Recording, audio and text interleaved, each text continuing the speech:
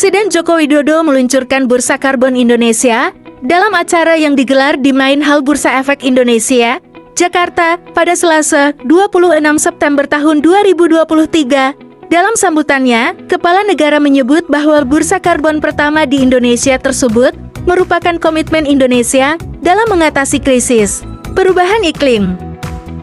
Ini adalah kontribusi nyata Indonesia untuk berjuang bersama dunia melawan krisis iklim, melawan krisis perubahan iklim, di mana hasil dari perdagangan ini akan diinvestasikan kembali pada upaya menjaga lingkungan khususnya melalui pengurangan emisi karbon.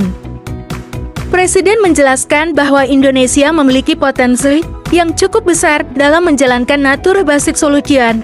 Bahkan, Indonesia menjadi satu-satunya negara yang sekitar 60% pemenuhan pengurangan emisi karbonnya berasal dari sektor alam.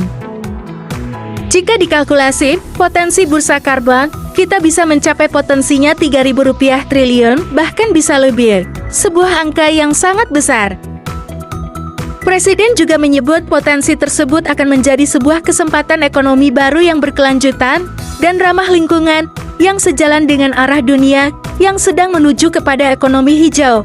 Apalagi, saat ini ancaman perubahan iklim sangat nyata, sehingga dibutuhkan langkah-langkah konkret untuk mengatasinya. Bursa karbon yang kita luncurkan hari ini bisa menjadi sebuah langkah konkret, bisa menjadi sebuah langkah besar untuk Indonesia mencapai target NDC Nationally Determined Contribution. Presiden pun minta jajaran terkait untuk melakukan sejumlah langkah konkret lainnya, diantaranya menjadikan standar karbon internasional sebagai rujukan dan memanfaatkan teknologi untuk transaksi, sehingga efektif dan efisien.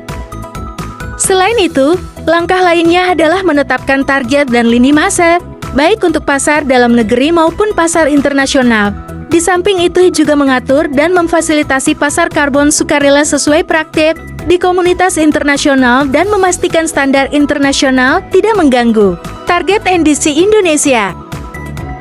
Saya sangat optimistis, Indonesia bisa menjadi poros karbon dunia asalkan langkah-langkah konkret tersebut digarap secara konsisten dan bersama-sama oleh seluruh pemangku kepentingan, baik oleh pemerintah, oleh swasta, masyarakat, dan bersama-sama dengan stakeholder lainnya.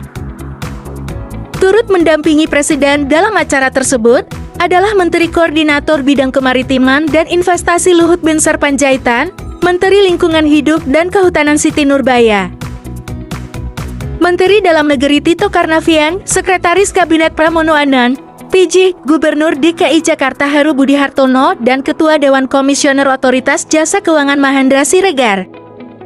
Selanjutnya, Presiden Joko Widodo menggelar rapat terbatas terkait kelapa sawit dengan sejumlah Menteri Kabinet Indonesia Maju di Istana Merdeka, Jakarta. Menteri Koordinator Bidang Politik, Hukum, dan Keamanan Mahfud MD dalam keterangannya usai mengikuti rapat mengatakan bahwa pemerintah telah menetapkan sejumlah alternatif penyelesaian hukum bagi perusahaan yang melanggar ketentuan pemanfaatan lahan-lahan sawit di tanah air.